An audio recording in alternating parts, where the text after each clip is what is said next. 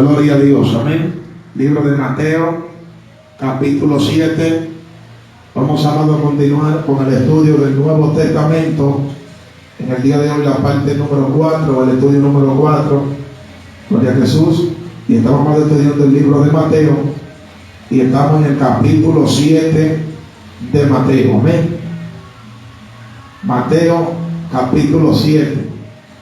En el estudio pasado estuvimos, amado, hablando acerca de lo que es el Sermón del Monte.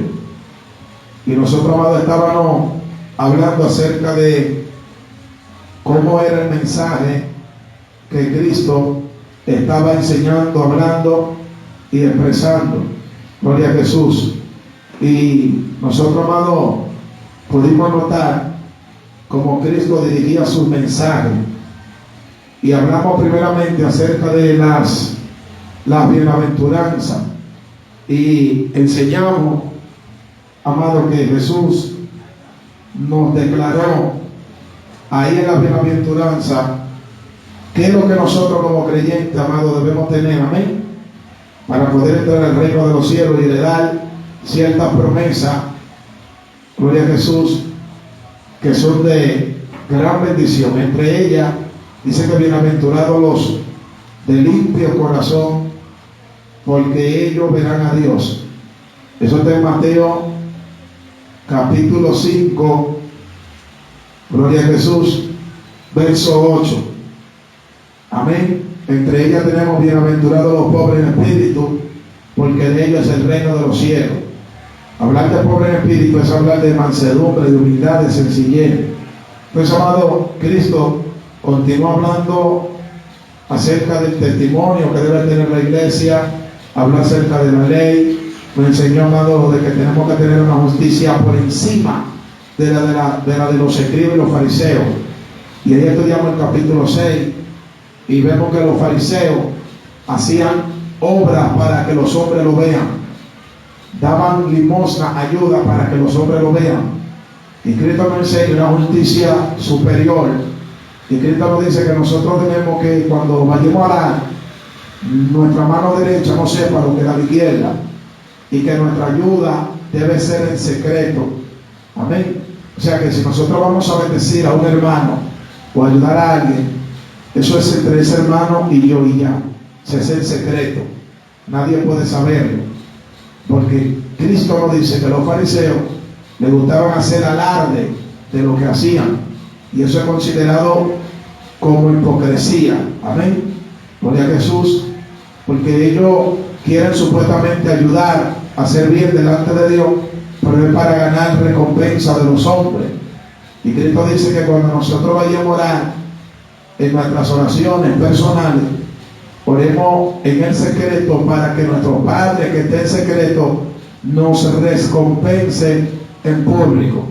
Por eso hay ciertos clamores y ciertas peticiones y ciertas intenciones de nosotros orar a Dios, que eso es secreto, es entre tú y Dios y ya, que nosotros a veces no podemos ni hablar mucho, incluso hasta cuando estamos orando, el presentar un propósito, una petición, lo hacemos hasta en la mente, ni siquiera para mencionarlo, amén, para que ningún espíritu que esté rondando escuche ni siquiera lo que usted y Dios van a hablar, porque hay peticiones que son secretas, son internas, como la petición de Ana. La Biblia dice en el primer libro de Samuel que Ana fue al templo y ella movía su boca, pero no se oía su palabra, porque la oración de Ana era tan íntima, era tan secreta, que ni Elí la escuchaba. ¿Por qué? Porque era una oración secreta. Entonces Cristo enseñó, amado, que los fariseos hacían largas oraciones para que los hombres lo vean y lo escuchen, pero dice que cuando nosotros oremos en secreto, para que nuestro Padre que ve en lo secreto nos recompense en público. Amén. Cristo también nos habló del ayuno y nos dijo que el ayuno también es secreto, y que aún cuando vayamos a ayunar debemos lavarnos la cara, y nosotros en la cabeza debemos unirnos con aceite para no demostrar que estamos ayunando. Y hay una palabra que Cristo dijo que quiero hablar un poco de eso, dijo que no seamos austeros. Y yo investigué, y la palabra austero lo que significa es poner tu rostro triste. Amén. El término bíblico para la palabra austero es poner tu rostro triste. Y Cristo dice que no seamos austeros, o sea, que no pongamos nuestro rostro triste cuando estemos ayunando, para que la persona no se dé cuenta que estamos ayunando. Amén. Entonces, amado, Cristo luego nos da una advertencia, que es una advertencia acerca de las riquezas y una advertencia acerca de los afanes. Si nosotros analizamos estas dos acciones, son lo que tienen a la gran mayoría del pueblo de Dios detenido: las riquezas y los afanes. Y aún así Cristo dice en Mateo 6:24 que nosotros no podemos servir a dos señores, porque o amaremos a uno o aborreceremos a otro. O sea, no podemos amar o servir a dos señores. Y luego dice, o le sirve a Dios o le sirve la riqueza. ¿Por qué? Porque cuando nosotros ponemos el dinero por encima de Dios, entonces el dinero o la riqueza se convierte en un Dios para nosotros. Entonces explicamos que el dinero no es pecado, que tener riqueza no es pecado, porque la Biblia dice en el libro de Ageo capítulo 2 verso 8 que Dios es el dueño del oro y la plata. Y si Dios es el dueño del oro y la plata, pues entonces el oro no debe ser pecado, porque Dios no puede ser dueño de algo que es pecado. No sé si me pueden entender. O sea, el problema no está en el dinero, el problema está en el amor al dinero. Y lo leímos en 1 de Timoteo capítulo 6 verso 9, donde el apóstol Pablo dice que cuando los hombres quieren enriquecerse y andar detrás de ganancia, entonces caen el descrédito y el lazo del diablo. Y dice el 10, porque la raíz de todos los males es el amor al dinero. Y sigue diciendo él, y muchos naufragaron detrás de ella, de que de la riqueza, y fueron traspasaron a muchos dolores. O sea que cuando alguien se va detrás de la riqueza, no es que eso para siempre, lo que sufre muchos dolores. Amén. Y tenemos un ejemplo de la mujer del flujo de sangre, que dice la Biblia que ella había gastado todo lo que tenía. Es decir, que el dinero a ella no le dio sanidad. Todo lo que tenía, ella lo había gastado con muchos médicos. Marcos 5:25. Hasta que tocó el borde del manto de Jesús. Lo que deben entender que lo que la riqueza no puede dar, Cristo la da. Amén. Y hay un tratado por ahí con un mensaje acerca de la riqueza que dice que con dinero, amado, usted puede comprar una medicina por una salud. Que con dinero usted puede comprar un terreno, un solar, una heredad, pero no la tierra.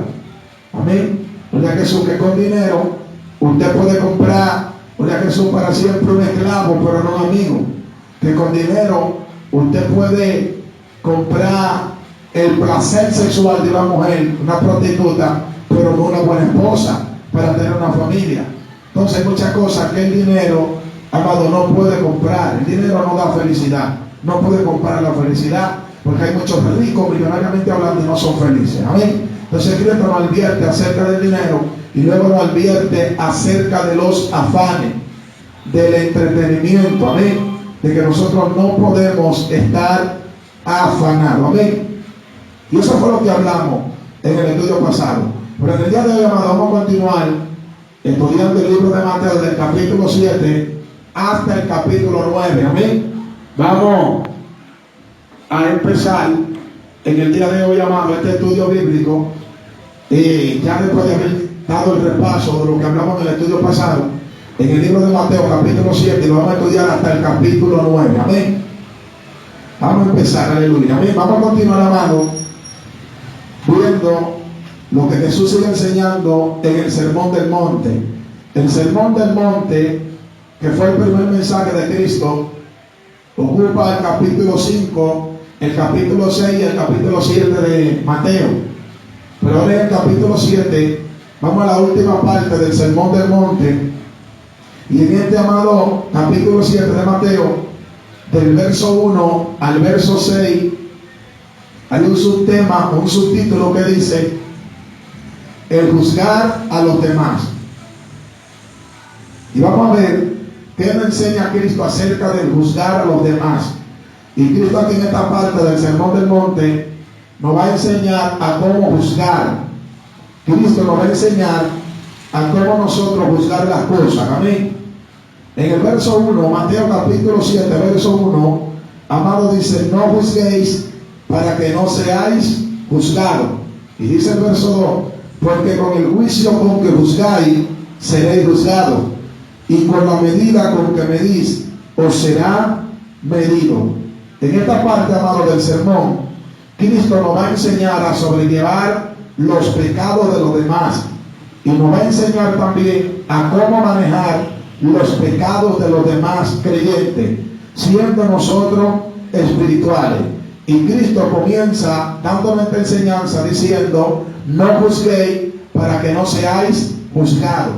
La palabra juzgar lo que significa es hablar mal o en bien de alguien. Y esta palabra juzgar viene de la palabra juicio, hace referencia a justicia, hace referencia a cuando se establece un proceso para determinar si alguien es inocente o culpable. Por eso cuando alguien, amado, roba o mata o asesina o viola, lo llevan a un juzgado, a un juicio, donde hay un fiscal, donde hay abogado, donde hay testigo, y en este juicio se determina en base a investigación y a testimonio, gloria a Jesús para siempre, si la persona es culpable o es inocente. Y de ahí que viene la palabra juzgar, de juicio, de justicia, de justo, amén, de un juzgado, donde se presenta la causa de alguien para determinar si es culpable o es inocente. Y si nosotros analizamos en estos lugares, amados, donde se establecen estos juicios, hay personas que son culpables, van a la cárcel, y hay otros que son inocentes y lo liberan, lo sueltan, amén. Gloria a Jesús para siempre. Y el término que se le da a este tipo de personas, que se le determina si son culpables o son inocentes, es un juzgado, amén. Le dice: espera que te juzguen. El abogado dice: vamos para el juicio para que te juzguen. Es decir, amado, que juzgar no es solamente hablar mal de alguien, no es solamente criticar a alguien. Juzgar es nosotros hablar bien de alguien también, amén. El término juzgar, nosotros pensamos o hemos pensado o se nos ha enseñado, amén, que juzgar simplemente lo malo o simplemente es anunciar pecado. Pero juzgar hace referencia, amado, a hablar lo bueno también, amén. Nosotros podemos juzgar para bien, pero a la hora de juzgar para el mal, nosotros debemos de tener cuidado. Y esto es lo que Cristo aquí está enseñando, amén. Cristo dice: no juzguéis para que no seáis juzgados, amén. Y dice el verso 2: porque con el juicio con que juzga, ¿verdad que eso para siempre? Ustedes también serán juzgados. ¿Por qué Cristo dice eso? Amado, porque hay una naturaleza pecaminosa en nosotros, que nosotros día a día vamos llevando esa perfección, amén. Día a día tenemos que negarnos a nosotros mismos. Día a día nosotros tenemos, amado, que cargar la cruz cada día para nosotros negarnos, gloria a Jesús, y pedirle a Dios que nos ayude a serle fiel, amén. En el capítulo 9 del libro de Lucas, gloria a Jesús para siempre, verso 23, lo pueden anotar. Lucas capítulo 9, verso 23, Cristo dice: y decía a todos: si alguno quiere venir en pos de mí, niéguese a sí mismo, tome su cruz cada día y sígame. Nuestro Señor Jesucristo aquí está enseñando que nosotros como creyentes cada día debemos negarnos, cada día debemos tomar la cruz. ¿Por qué? Porque estamos, hermano, caminando en un camino de perfección.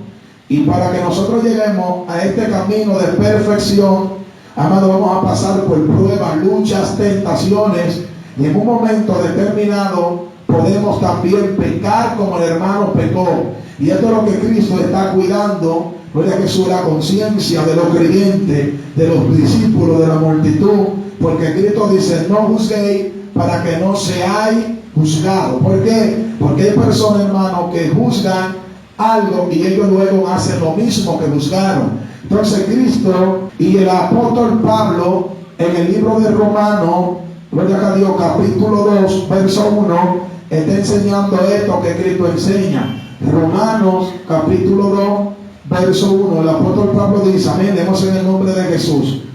Por lo cual eres inexcusable, oh hombre, quien quiera que seas tú, que juzgas, pues en lo que juzgas a otro, te condenas a ti mismo, porque tú que juzgas, haces lo mismo. Entonces Pablo dice aquí en Romanos capítulo 2 verso 1 que los hombres son inexcusables delante de Dios, porque lo que ellos juzgan a otro, ellos hacen lo mismo. Amén. Y nosotros tenemos que tener cuidado, porque si nosotros vamos a juzgar a alguien que habla mentira, nosotros no podemos hablar mentira. Si nosotros vamos a juzgar a alguien porque adulteró, o porque fornicó, o porque robó, o porque haya cometido cualquier otro pecado, nosotros no podemos cometer ese pecado. Entonces Pablo está diciendo que los hombres son inexcusables, porque lo que ellos juzgan a otro, ellos también hacen lo mismo. Gloria a Jesús para siempre. Amén. Romanos capítulo 2 verso 21. Mira lo que sigue enseñando el apóstol Pablo. Y verso 22. Dice el 21. Tú pues que enseñas a otro, no te enseñas a ti mismo. Tú que predicas que no se ha de hurtar, hurtas. En otra palabra, tú que predicas que no se ha de robar, roba. Y dice el verso 22. Tú que dices que no se ha de adulterar, adultera. Y tú que abominas a los ídolos, cometes sacrilegio. En otra palabra, gloria a Jesús para siempre, tú que dices que no se puede idolatrar, eres idólatra. Entonces, esto es, amado, lo que Cristo está revelando aquí, que nosotros no podemos tomar el pecado de los demás como si nosotros no fuéramos a pecar. Que debemos de ser sabios a la hora de buscar a los demás, porque también nosotros podemos pasar por lo mismo. Amén. Ahora, ¿cómo nosotros vamos, amado, o debemos juzgar a los demás cuando pecan? El apóstol Pablo lo revela en el libro de Gálatas, capítulo 6, verso 1. Lo pueden anotar. Gálatas, capítulo 6, verso 1. Ahí el apóstol Pablo nos enseña cómo debemos juzgar un pecado. Amén. Y para juzgar un pecado hay que juzgarlo con altura, hay que juzgarlo con sabiduría, hay que juzgarlo, hermano, gloria a Dios para siempre, con madurez. Eso lo vemos en Gálatas, capítulo 6, verso 1. Amén. Miren lo que dice el apóstol Pablo. Hermano, si alguno fuere sorprendido en alguna falta, vosotros que sois espirituales, restaurarle con espíritu de mansedumbre, considerándote a ti mismo, no sea que tú también seas tentado. Entonces Pablo sigue enseñando la enseñanza de Cristo, y Pablo dice, hermano, si ustedes sorprenden a otro en un pecado, en vez de juzgarle, restaurarle. Eso es lo que enseña Pablo. Pero Pablo explica de qué manera nosotros le vamos a restaurar. Dice restaurarle con espíritu de mansedumbre. Amén. Considerándote a ti mismo que tú también puedes pasar por lo mismo. O sea, si yo veo a alguien que pecó, yo debo llamarlo aparte, a sola, y darle el consejo, darle la exhortación con mansedumbre, considerando que yo también, en un estado de pecado adámico, gloria a Jesús para siempre, puedo también pasar por lo mismo. En un estado de imperfección, puedo también pecar. En un estado de debilidad, puedo también pecar. Eso está en Gálatas, capítulo 6, verso 1. Amén. Gálatas, capítulo 6, verso 1. Gloria a Jesús para siempre. Entonces, amado, Pablo sigue enseñando las enseñanzas de Cristo y no de otra enseñanza. Y el apóstol Pablo en 1 Corintios, capítulo 6, verso 1, el apóstol Pablo nos enseña que nosotros, a la hora de juzgar, no podemos juzgar delante de los incrédulos. O sea, nosotros no podemos juzgar a nuestros hermanos delante de los impíos. Miren lo que dice 1 Corintios capítulo 6, verso 1. Amén. ¿O osa alguno de vosotros, cuando tiene algo contra otro, ir a juicio delante de los injustos y no delante de los santos? Amén. Entonces lo que dice Pablo, que hay personas que osan juzgar delante de los impíos, delante de los incrédulos, y no delante de los santos. Entonces, amado, por eso el Evangelio es blasfemado. Entonces, eso es lo que Cristo está enseñando. Volviendo para Mateo capítulo 7, esto es lo que Cristo está enseñando, amado, en el Sermón del Monte. Ahora, amado, del verso 3, gloria a Jesús, al verso 5, miren lo que dice Mateo capítulo 7, del 3 al 5. Cristo dice: ¿y por qué mira la paja que está en el ojo de tu hermano y no echa de ver la viga que está en tu propio ojo? ¿O cómo dirás a tu hermano: déjame sacar la paja de tu ojo, he aquí la viga en el ojo tuyo? Hipócrita, saca primero la viga de tu propio ojo y entonces verás bien para sacar la paja del ojo de tu hermano. Cristo aquí, amado, no está prohibiendo que se juzgue. Cristo lo que está diciendo que si nosotros vamos a juzgar, nosotros primero debemos estar limpios, primero debemos estar intachables, primero debemos estar irreprensibles. En el verso 3 dice: ¿y por qué usted mira la paja del ojo de su hermano y he aquí en el ojo tuyo una viga? Saca primero la viga que está en tu ojo para que puedas ver bien, dice el 4, para que puedas sacar la paja del ojo de tu hermano. Entonces Cristo aquí en el verso 4 dice que para que nosotros saquemos la paja que hay en el ojo de nuestro hermano, primero debemos sacar la viga que hay en nuestro propio ojo. Sabemos que una viga, amado, gloria a Jesús para siempre, en nuestro lenguaje español, una viga es lo que da soporte a una estructura o a un edificio.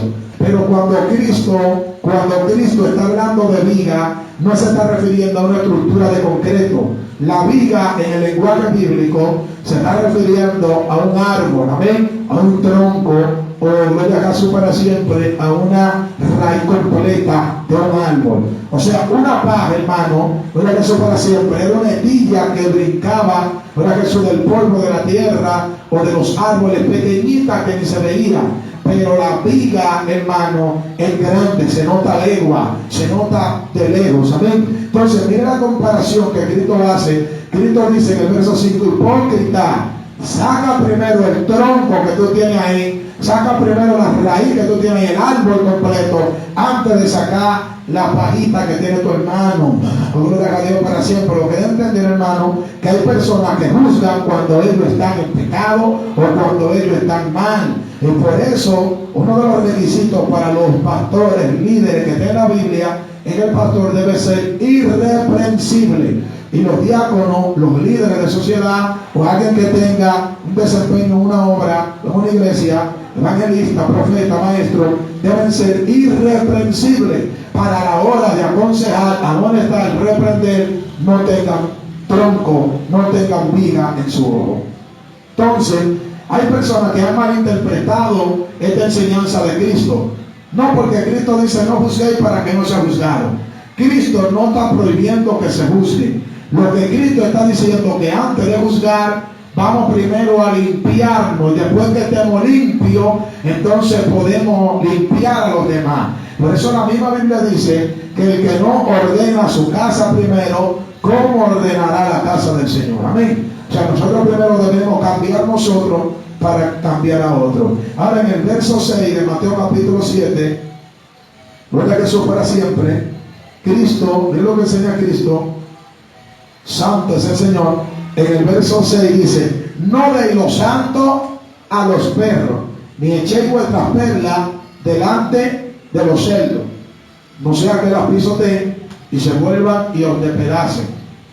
Lo que Cristo está enseñando aquí es lo que acabamos de leer en el libro de 1 Corintios capítulo 6 verso 1, donde Pablo dice que no vayamos a juicio delante de los incrédulos.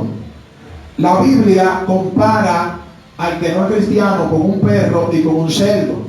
Esos son lenguajes metafóricos que da la Biblia para comparar al que no es cristiano, porque el perro y el cerdo eran animales inmundos que los israelitas no lo comían. Pero al creyente, la Biblia lo compara con oveja, paloma, y al creyente rebelde con cabra. Amén. Un creyente rebelde que no está sometido, no está disciplinado, lo compara con una cabra, con un cabrito.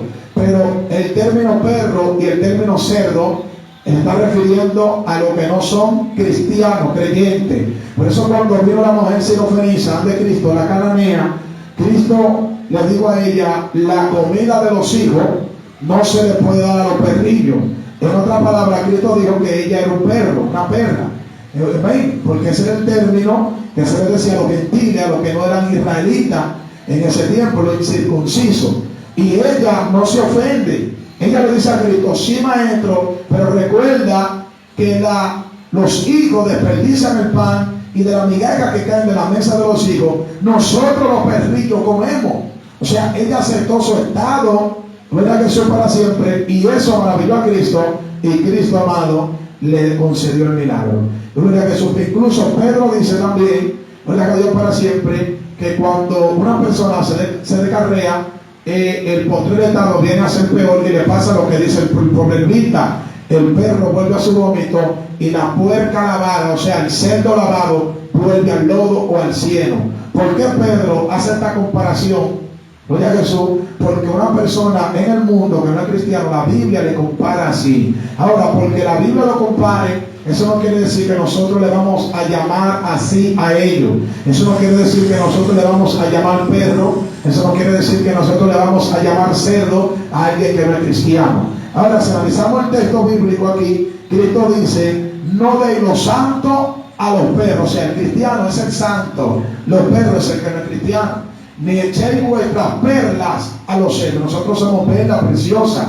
El que está en Cristo es una perla preciosa. Mira las comparaciones que Cristo le da a la iglesia. Entonces, cuando nosotros discutimos, peleamos de la calle, delante de los impíos, le estamos dando los santos a los perros. Cuando nosotros buscamos a un hermano delante de los incrédulos, estamos echando las perlas delante de los cerdos. Y oiga lo que dice Cristo: no sea que ellos se vuelvan y la pisoteen. O sea, por eso el evangelio ha sido blasfemado.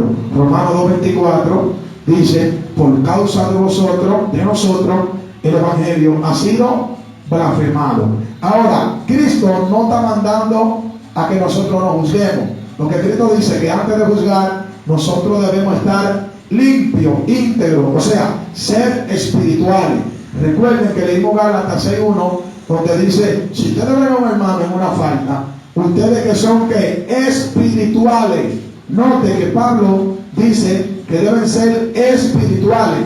Amén. Vosotros que son espirituales, restaurarle con espíritu de mansedumbre. O sea, que para juzgar hay que ser espiritual. Por eso en una iglesia, en una congregación, no todos pueden aconsejar. Porque hay personas que en vez de ayudar, lo que hacen es que dañan, porque no son espirituales. Vamos a leer 1 Corintios, capítulo 2, verso 15. Primer libro de Corintios, capítulo 2, verso 15. Vamos a ver que lo que juzgan o lo que pueden juzgar son los espirituales. 1 Corintios, capítulo 2, verso 15. Miren lo que dice, hermano. Leemos en el nombre de Jesús. Amén.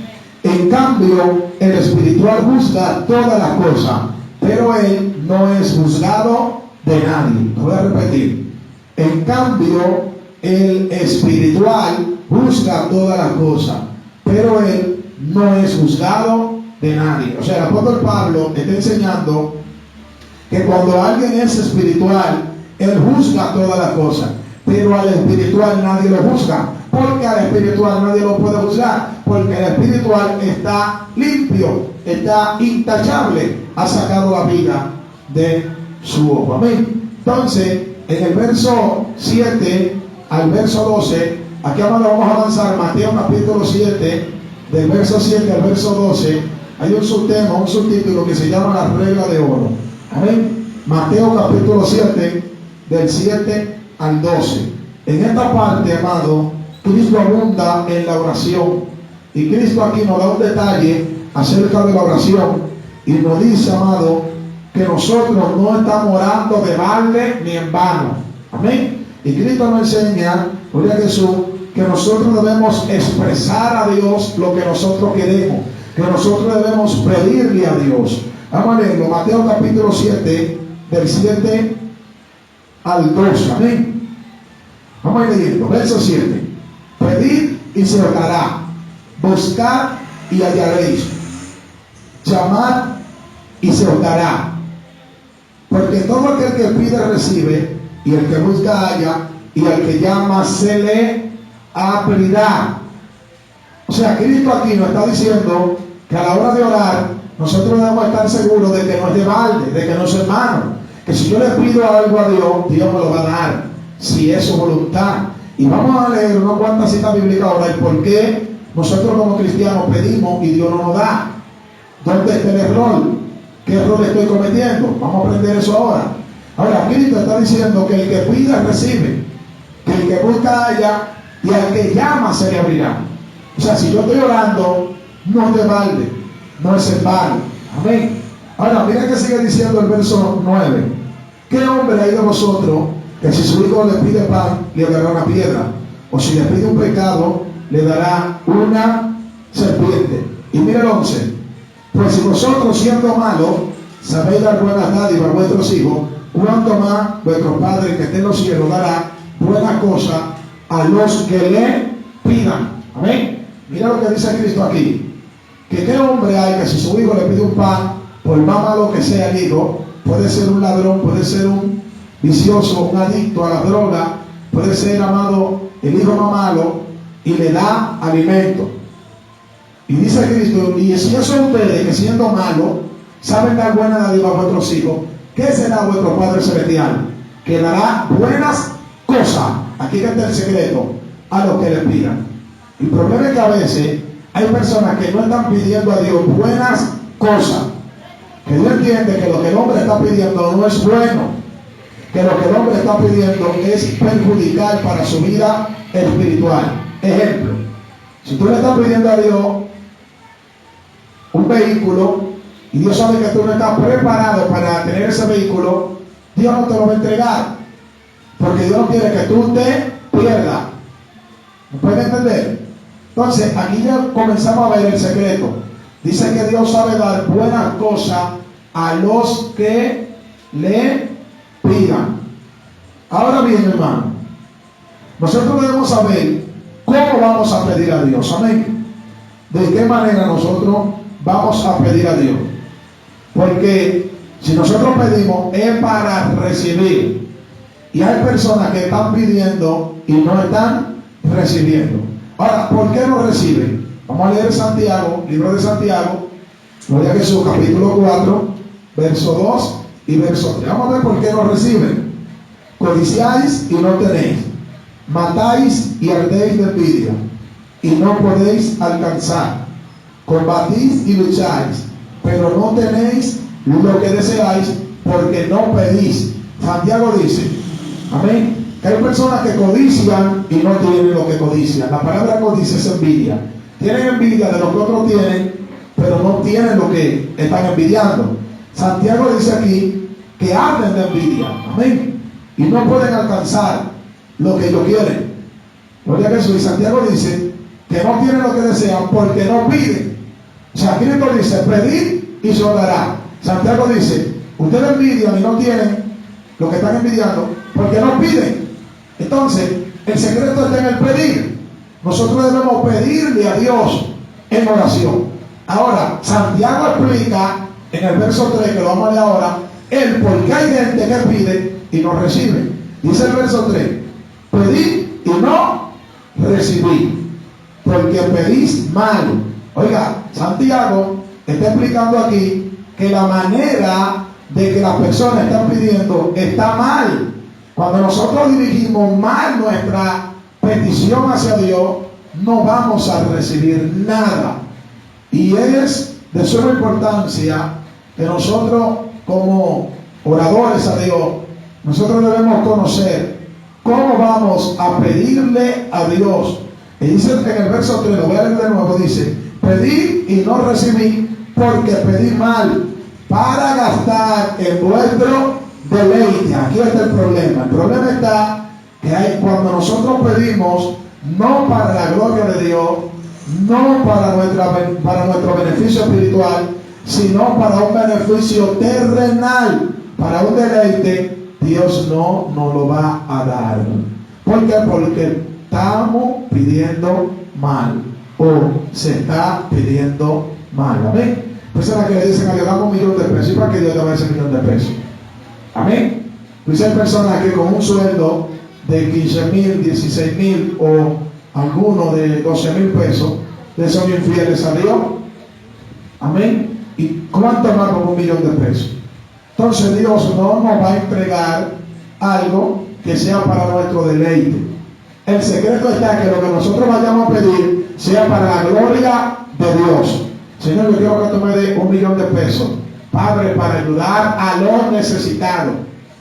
Señor, para yo construir una casa a alguien que necesite. Para yo hacer obra misionera.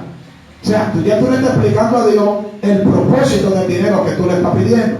Señor, yo quiero un carro para transportar a los hermanos de la iglesia, para ayudarlos. Pero hay gente que le piden a Dios vehículos para transportar a los hermanos, para ayudar a los hermanos, y cuando Dios le da el vehículo no quiere montar a nadie.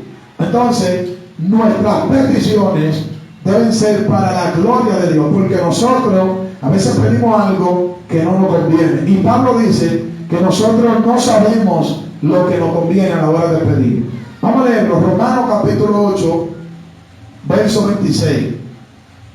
Romanos capítulo 8, verso 26. Amén. Mira lo que dice Romanos 8, 26.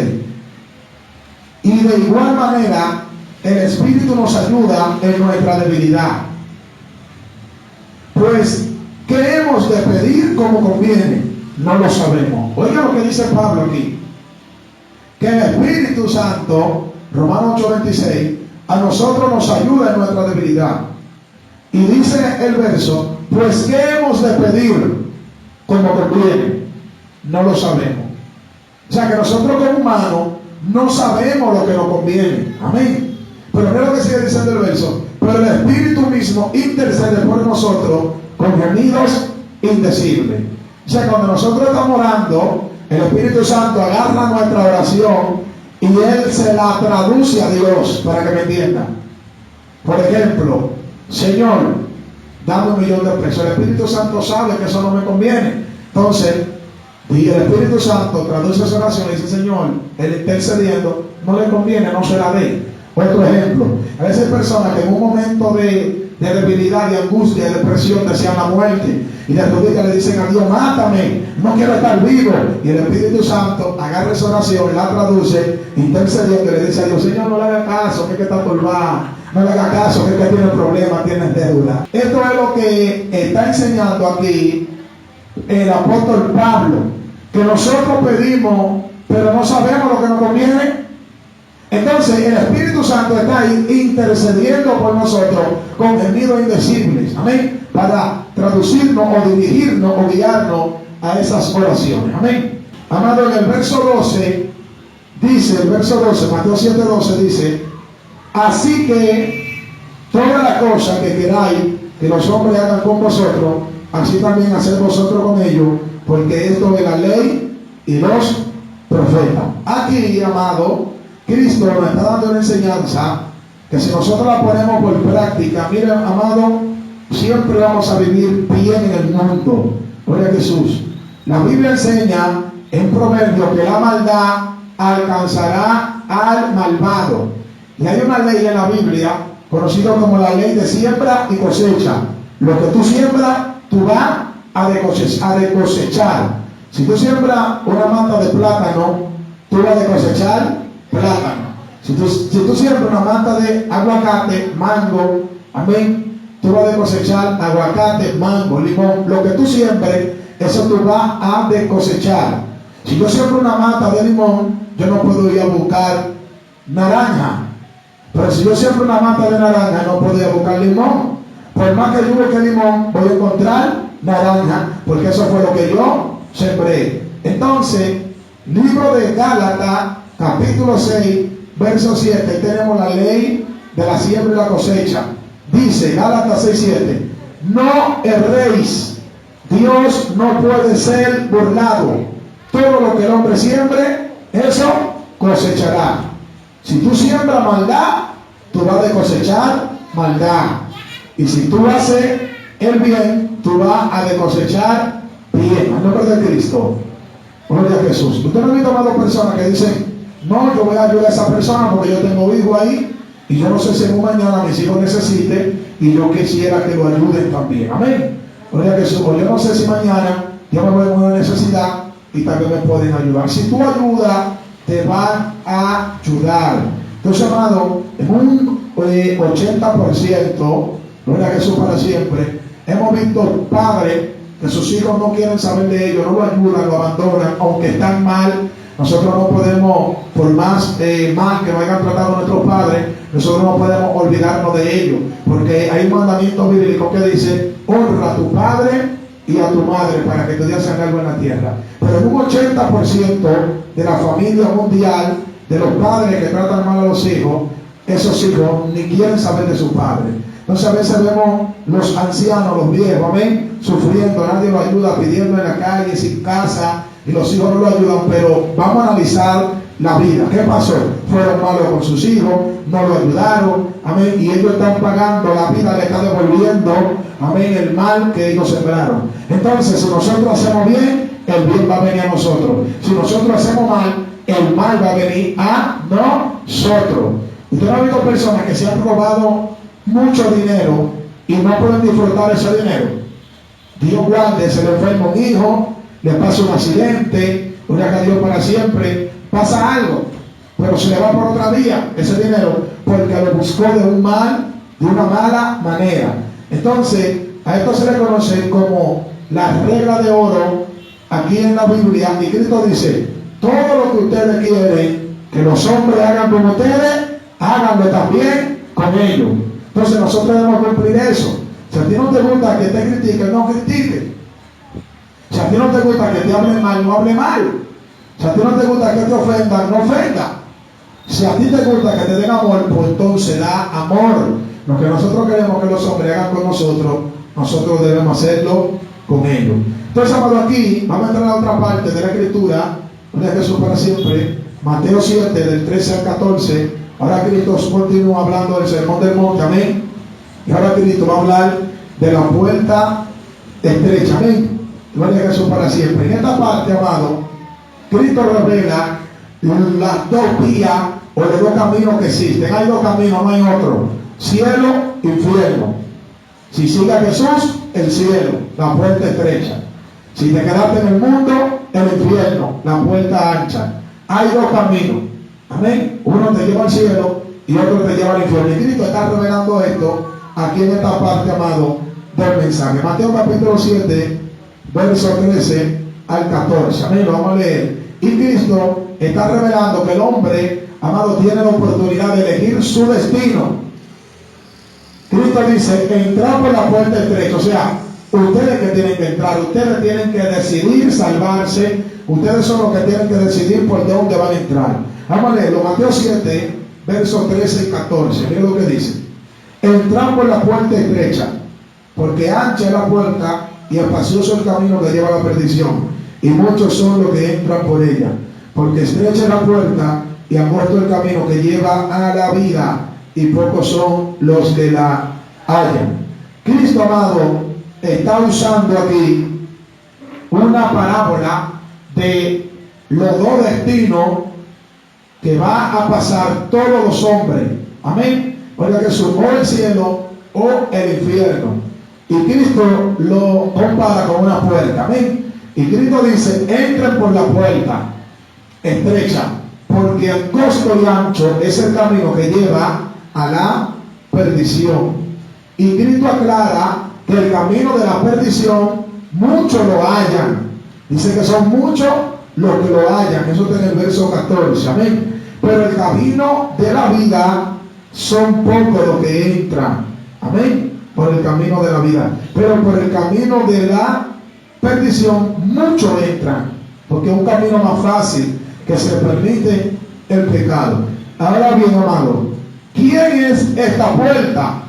Porque Cristo está hablando de la puerta. Cristo dice que entren por la puerta. Entonces, ¿quién es la puerta? La puerta es Cristo. Juan capítulo 10, verso 9. Anoten la cita bíblica ahí. Juan capítulo 10, amado, verso 9. Aquí vemos que Cristo es la puerta. Entonces, Cristo está hablando de la puerta. En Juan capítulo 10, verso 9 dice: yo soy la puerta, el que por mí entrare será salvo, y entrará y saldrá y hallará pasto. Entonces Cristo dice que Él es la puerta y el que entra por Él será salvo. Note que aquí Cristo ya está aclarando que el camino estrecho a la salvación es Jesús. Él es la puerta. Amén. Ahora, en Mateo 7:13, Cristo no solamente habla de puerta, sino que Él habla de camino. Cristo dice: entrad por la puerta estrecha, porque ancho y espacioso es el camino. Note que acá no está hablando de puerta, ahora está hablando de camino, porque ancho y espacioso es el camino que lleva a la perdición, y muchos son los que entran por ella. Amén. Ahora, en el 14 dice: porque estrecha es la puerta y angosto el camino que lleva a la vida, y pocos son los que lo hallan. Amén. O sea, Cristo habla de puerta y de camino. Ahora, Cristo es la puerta, pero el camino también es Cristo. En Juan capítulo 14, verso 6, la Biblia dice, Cristo hablando: yo soy el camino, yo soy la verdad y yo soy la vida. Nos quiere entender que Cristo Jesús es la única vía para el hombre ser salvo, y eso nosotros debemos manejarlo a la perfección a la hora de evangelizar a un alma o predicar el evangelio. Amén. Lucas, escribiendo en el libro de los Hechos, capítulo 4, verso 11 y verso 12, lo explica de otra manera, y Lucas dice: porque no hay otro nombre dado a los hombres en el cual ellos puedan ser salvos. Amén. En el nombre de Jesús. Eso está en Hechos capítulo 4, verso 11 y verso 12. Hechos capítulo 4, verso 11 y verso 12. Juan capítulo 14, verso 6. Juan capítulo 10, verso 9. Esas son las citas bíblicas que hemos dado. Amén.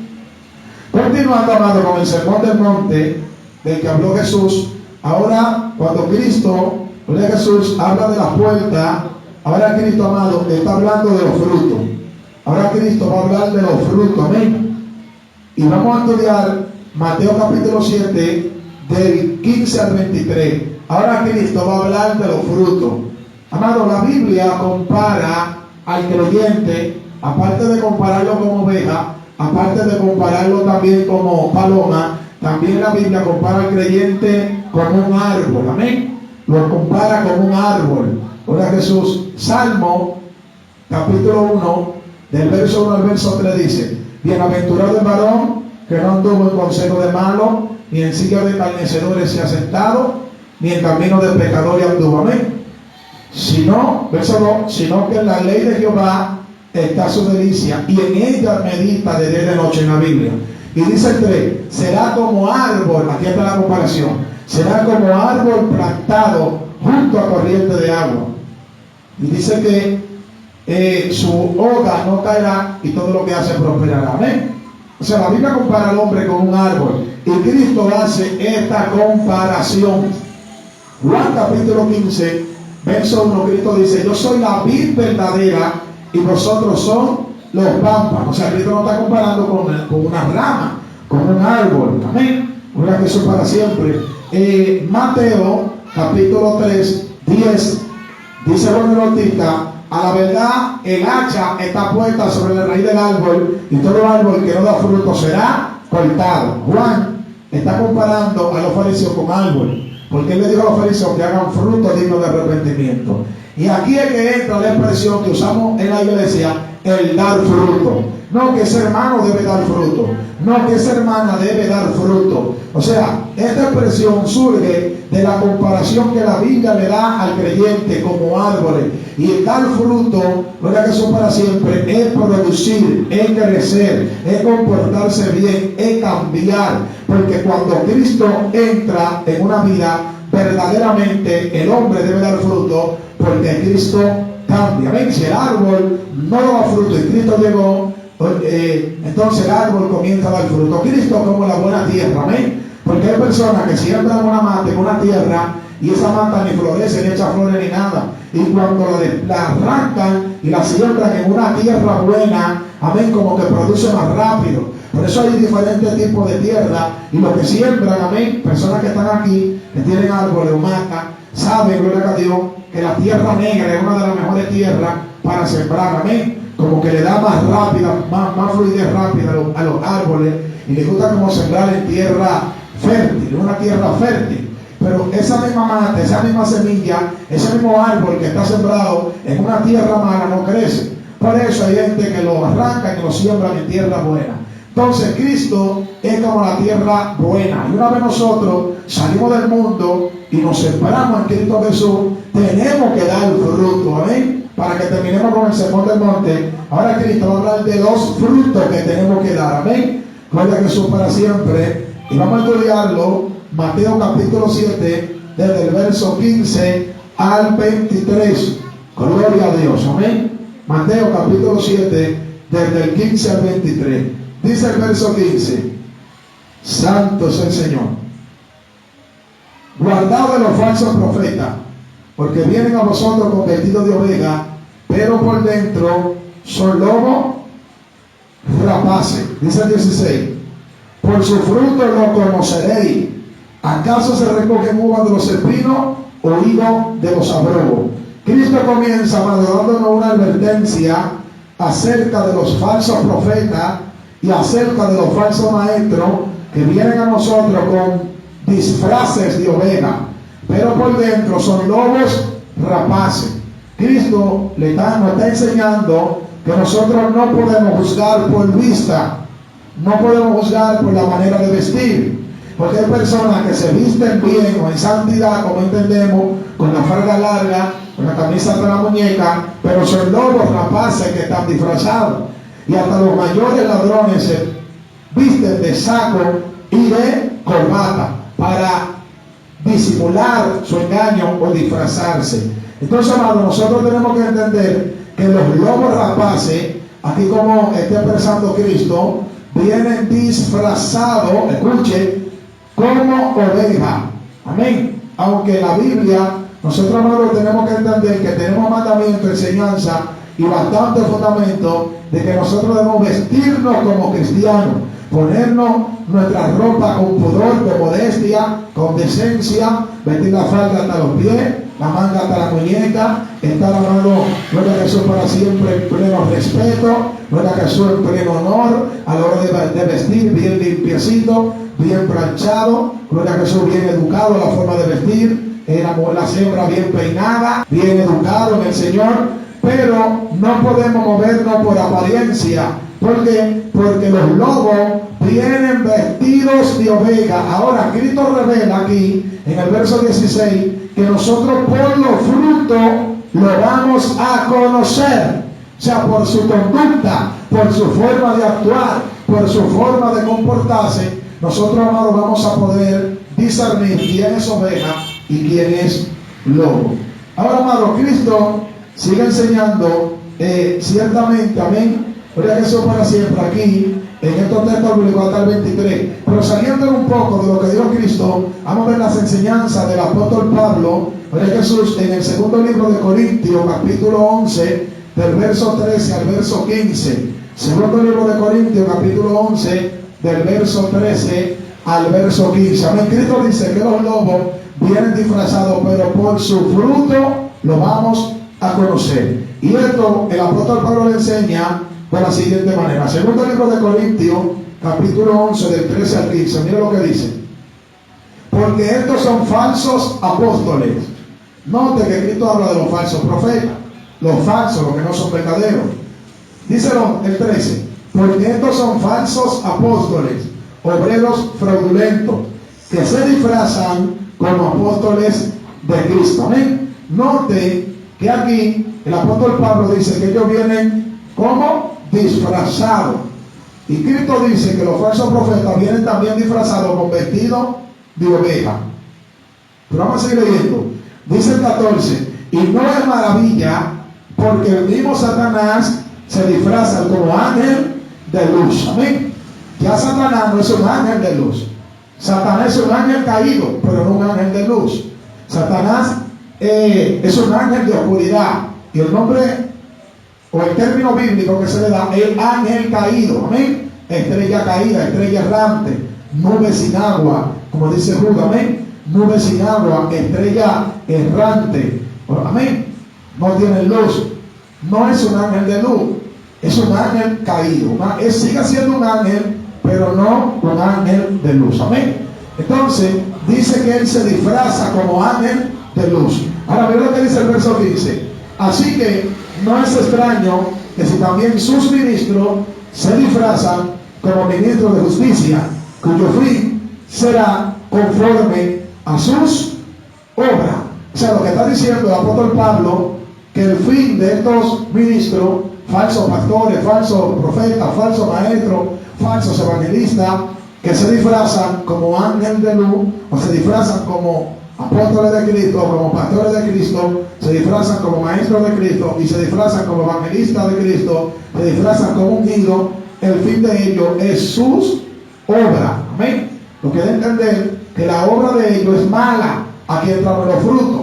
Volviendo a Mateo, capítulo 7, en el verso 20, Cristo lo aclara, y Cristo dice en el 20, así que por su fruto lo conoceréis.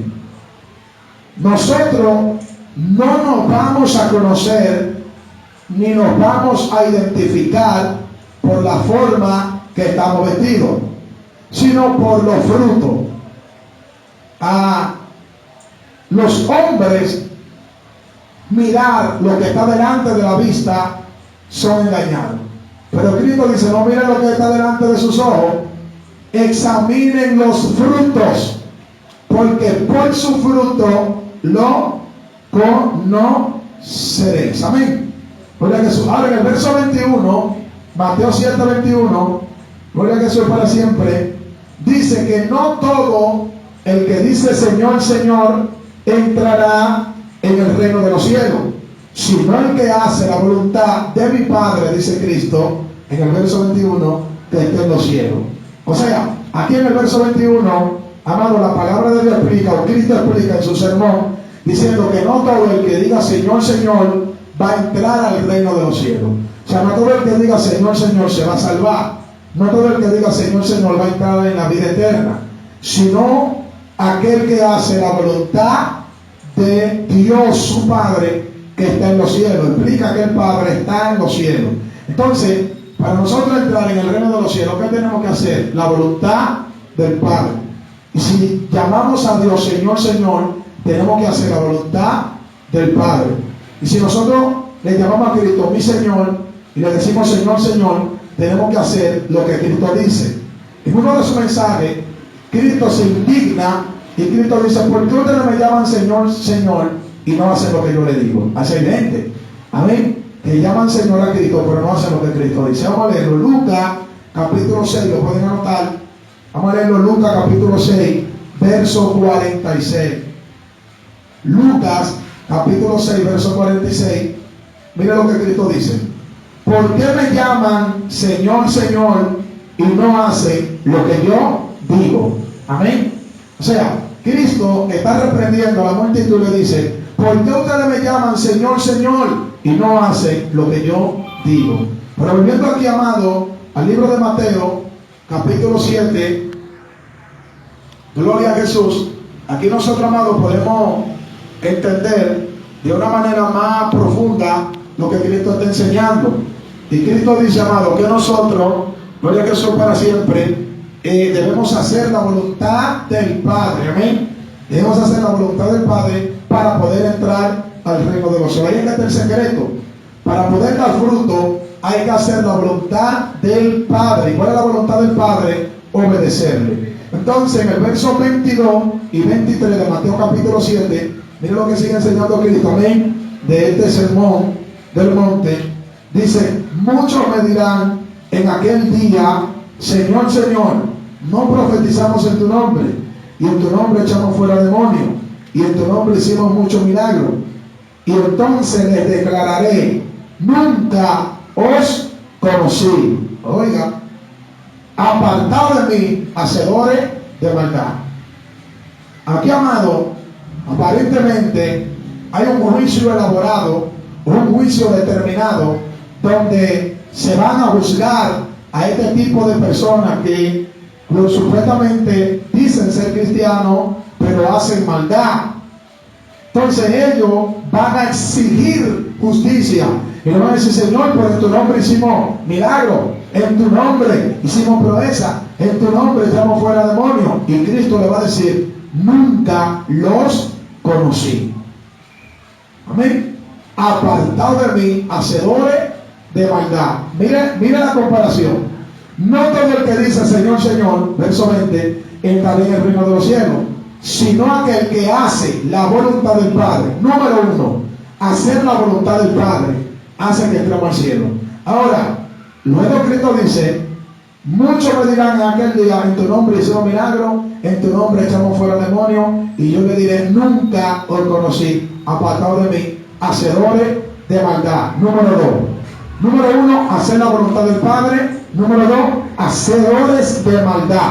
Entonces, ahí es que está el detalle del mensaje de Cristo. Amén. Que esto no consiste en lo que nosotros reflejemos o mostremos, sino en lo que nosotros hagamos. Amén. Que nosotros debemos hacer la voluntad del Padre. Y hacer la voluntad del Padre es hacer lo que Cristo nos enseñó y lo que Cristo nos dijo. Amén. Oiga, que eso para siempre. Lo acabamos de leer. Lucas 6:46. Cristo le dijo allí, ¿por qué ustedes me llaman Señor, Señor, y no hacen lo que yo le digo? Por eso dice, muchos en aquel día me dirán, Señor, en tu nombre hicimos milagros, pero no hicieron lo que Cristo le dijo. Por eso él dice en el 20, no todo el que dice Señor, Señor, va a entrar al cielo. Porque hay gente que dice Señor, Señor, pero no hace la voluntad del Padre. Amén. Gloria a Jesús para siempre. Y Cristo termina el sermón del monte aquí haciendo una parábola de los dos cimientos. Vamos a leerlo del verso 24 al verso 29. Cristo termina el sermón del monte, amén, haciendo, gloria a Jesús para siempre, una conclusión, gloria a Jesús para siempre, de su mensaje. Y Cristo lo termina de la siguiente manera. Verso 24, Mateo 7:24. Cualquiera pues que me oye estas palabras, ¿cuáles palabras? Toda la palabra que él había hablado en el sermón del monte, porque ya está terminando el sermón del monte. Y dice el verso 24, cualquiera pues que oye esta palabra y las hace, le compararé a un hombre prudente que edificó su casa sobre la roca. Verso 25, descendió lluvia, vinieron ríos y soplaron viento y golpearon contra aquella casa.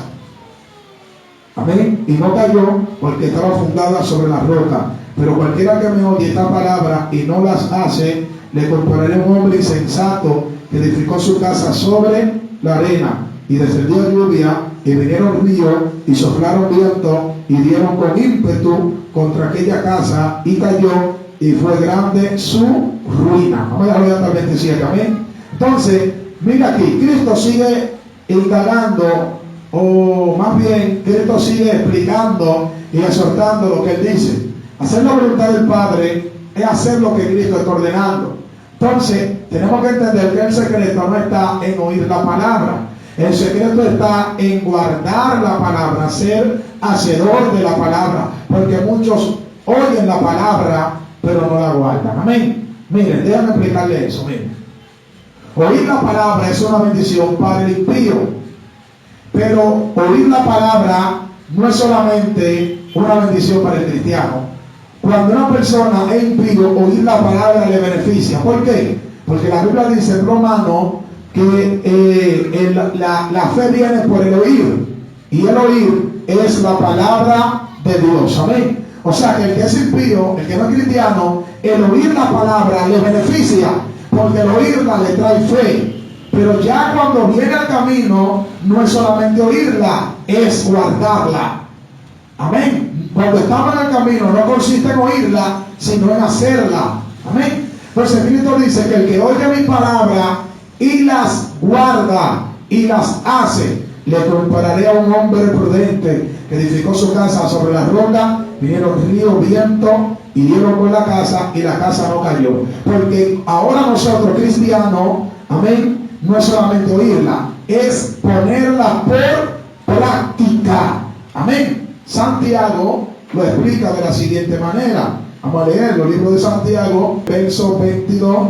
Pero sed hacedores de la palabra y no tan solamente oidores, engañando a vosotros mismos.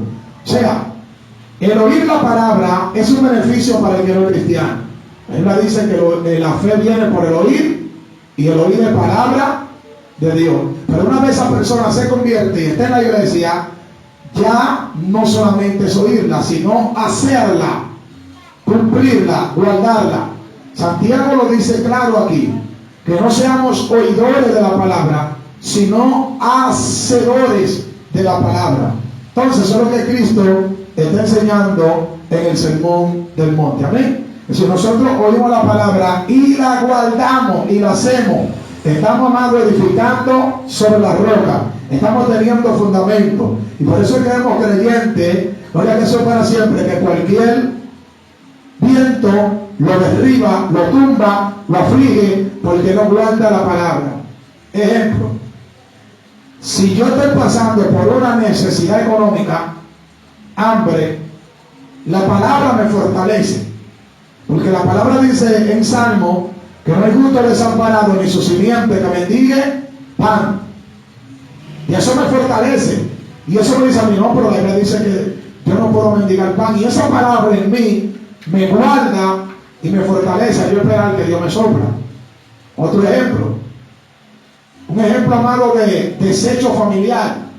Donde hay muchos creyentes cristianos que su familia quizá lo desecha por el simple hecho de ser cristiano, no quieren saber de ellos, perdón.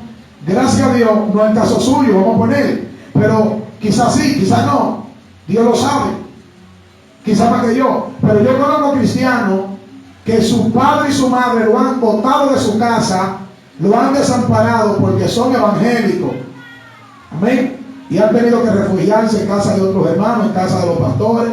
Los pastores lo han ayudado y han sentido desprecio familiar. Pero cuando se siente ese desprecio familiar, si yo estoy guardando la palabra, hay un texto bíblico que dice: aunque tu padre y tu madre te dejaren, con todo esto Jehová te recogerá.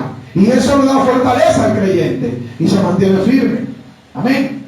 Hay momentos que nos llega a nosotros como cristianos que no podemos seguir. Ay, Señor, no podemos seguir con esta lucha, no podemos seguir con esta prueba, no podemos seguir. Pero cuando guardamos la palabra, hay un texto bíblico que nos ayuda, que es Filipenses 4:13, que dice que todo lo podemos en Cristo que nos fortalece. Cuando nos pasa algo que no entendemos, que a veces queremos cuestionar a Dios, y yo sé que es difícil, cuando nos pasan situaciones difíciles, que nosotros le decimos a Dios: Señor, pero yo soy tu siervo, ¿por qué tú permites esto sobre mí? Yo soy tu hija, soy tu sierva. Pero cuando guardamos la palabra, hay un texto bíblico que dice que lo que no entendemos ahora lo entenderemos después. Y eso nos ayuda. Hay otro texto bíblico que dice que para los que aman a Dios, todas las cosas lo ayudan a bien. Y cuando tenemos fundamento en la palabra es cuando hacemos la palabra. Y esto es lo que Cristo dice: el que oye mi palabra y la guarda, viene el viento, viene el río, golpea la casa y la casa no caerá porque está fundada sobre la roca.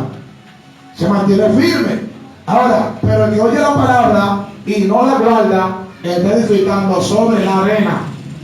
Viene el río, viene el mar, y cuando golpea la casa cae. Amén. Dios le bendiga. Ya terminamos el Sermón del Monte. Amén. Vamos a lanzar ahora el capítulo 8 del libro de Mateo. Gloria a Jesús para siempre. Mateo, capítulo 8.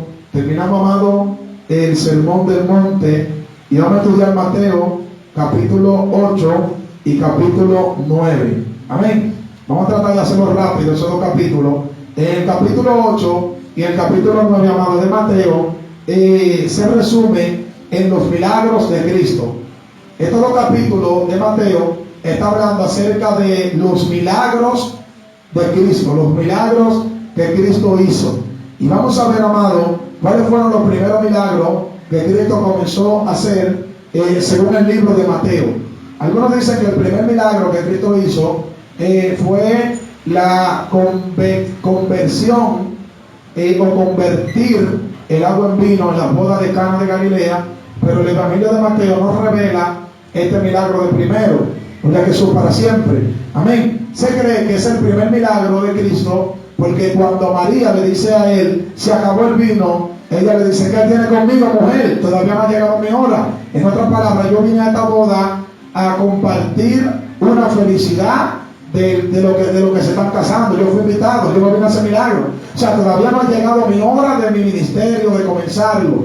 Gloria a Jesús para siempre. Pero también otros lo interpretan de la siguiente manera y dicen que cuando Cristo dice que no había llegado la hora, se estaba refiriendo, gloria a Jesús para siempre, a que no había llegado la hora de él morir, porque el vino representa la sangre. Pero esas son interpretaciones más profundas. Amén. Pero una interpretación literal, lo que Cristo le está diciendo a María es que él todavía no ha llegado el tiempo de empezar su ministerio. Amén. Por eso nosotros debemos hacer la cosa en el tiempo de Dios.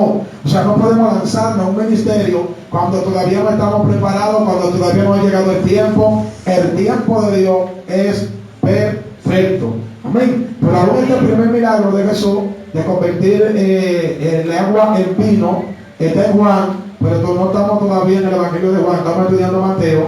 Vamos a ver el primer milagro que revela el Evangelio de Mateo, y en el capítulo 8, gloria a Jesús para siempre, y en el capítulo 9, nosotros vemos los primeros 10 milagros que Cristo hizo. Cristo hizo 10 milagros en el Evangelio de Mateo, capítulo 8 y capítulo 9, que son los siguientes. Amén. Sanidad de un leproso, número 1. Número 2, sanidad del siervo de un centurión. Número 3, sanidad de la suegra de Pedro. Número 4, Jesús calma la tempestad en el mar. Le dice: mal, cállate, viento enmudece. Eso se considera como un milagro también, y es el número 4. Número 5, Cristo hace una liberación de 2 endemoniados gadarenos. El milagro número 6, sanidad de un paralítico. Milagro número 7, la sanidad de una mujer que tenía un flujo de sangre de 12 años. Sanidad número 8, la resurrección, o el milagro número 8, la resurrección de la hija de Jairo. El milagro número 9, Dios sana, o Jesús sana a 2 ciegos de nacimiento. Y el milagro número 10, Cristo sana a un mudo que no podía hablar. Entonces vamos a estudiar esos 10 milagros de Cristo. Y vamos a empezar con el primero. Mateo capítulo 8, del 1 al 4. Ahí vemos, amado, la sanidad de un leproso. Mateo capítulo 8, del 1 al 4. Primer milagro. Dice el verso 1. Cuando descendió Jesús del monte, le seguía mucha gente. Recuerden que Cristo termina el sermón del monte. Entonces aquí en el capítulo 8, miren cómo Mateo dice que cuando Jesús descendió del monte, o sea que él terminó de predicar en el monte, ya el sermón del monte se acabó, entonces él desciende del monte. Y cuando él desciende del monte, dice que le seguía mucha gente. Verso 2 al 4. Y aquí vino un leproso y se postró ante él, diciendo: Señor, si quieres, puedes limpiarme. Jesús se extendió la mano y le tocó, diciendo: quiero, sé limpio. Y al instante su lepra desapareció. Entonces Jesús le dijo: mira, no lo digas a nadie, sino ve, muéstrate al sacerdote y presenta la ofrenda que ordenó Moisés para testimonio a ellos. Amén. Vemos el primer milagro de Cristo, que Cristo sana a un leproso. ¿Y qué podemos aprender de este primer milagro? Es que en el verso 2, el leproso se postra ante Jesús, se arrodilla en señal de humillación, en señal de rendición, porque hay personas que quieren que Dios los sane, pero no están humillados. Nosotros debemos humillarnos a la hora de pedirle a Dios por un milagro de sanidad. Amén. Señor, ten misericordia de mí, me postro. Número 1, él se postró. Número 2, le dijo: si quiere. Entonces lo puede leer en el verso 2. Le dijo: Señor, si quiere. O sea, yo quiero que tú me sanes, pero haz tu voluntad. Es si tú quieres. Porque puede ser que tú me estés pasando por un proceso para tú enseñarme algo. Es si tú quieres. Y vemos, amado, cómo el leproso le pide. Ahora, en el verso 3, dice que Cristo extendió la mano sobre el leproso y le dijo: yo quiero, sé limpio. Y el leproso se limpió. Amén. Ahora, en el verso 4, el último verso, Cristo le dice al leproso: vean de los sacerdotes y muéstrate ante ellos. Amén. Y presenta tu ofrenda. Los sacerdotes en el Antiguo Testamento eran los médicos de Israel. Y los médicos, cuando alguien tenía lepra, en Levítico capítulo 13 y 14, tenían que ir ante los sacerdotes, y el sacerdote era que lo declaraba limpio o sano. O sea, que los sacerdotes aquí representan a los médicos. Mire lo que hace Jesús. Jesús, después que lo sana, lo manda a los médicos, a donde los sacerdotes, a recibir una confirmación de su sanidad. Hay personas que dicen que un cristiano no puede ir a médico, y eso es un error. Eso es, amado, algo que está mal interpretado bíblicamente hablando. Ahora, el problema es cuando nosotros vamos de los médicos antes de ir ante Dios. ¿Cuál es la acción? ¿Cuál es la acción de un cristiano? Se enfermó, vamos para la iglesia, pastor, óreme con aceite. Santiago dice, si alguno está enfermo, vaya a los ancianos de la iglesia, únganlo con aceite y el enfermo sanará. ¿Ven? Parece que está Santiago 5:18. Ahora, Cristo lo sana y después que lo sana lo mandan ante el sacerdote, ante los médicos. Usted viene a la iglesia, se le unge con aceite, se le ora y después va al médico. Amén. Para confirmación de que está sano. Pero primero hay que acudir ante Dios. Segundo milagro, sanidad del siervo del centurión. Mateo capítulo 8, del 5 al 13. Amén. Sanidad del siervo del centurión. Son 10 milagros. Vamos por el segundo. Verso 5 al 13. Dice el 5. Entrando Jesús en Capernaum, vino a él un centurión rogándole y diciendo: Señor, mi criado está postrado en casa, paralítico, gravemente atormentado. Y Jesús le dijo: yo iré y le sanaré.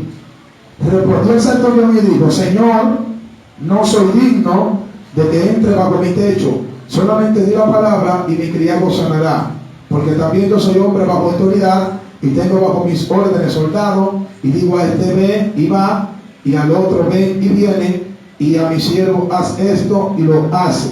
Y al oírlo Jesús se maravilló y dijo a los que le seguían: de cierto os digo que ni aun en Israel he hallado tanta fe.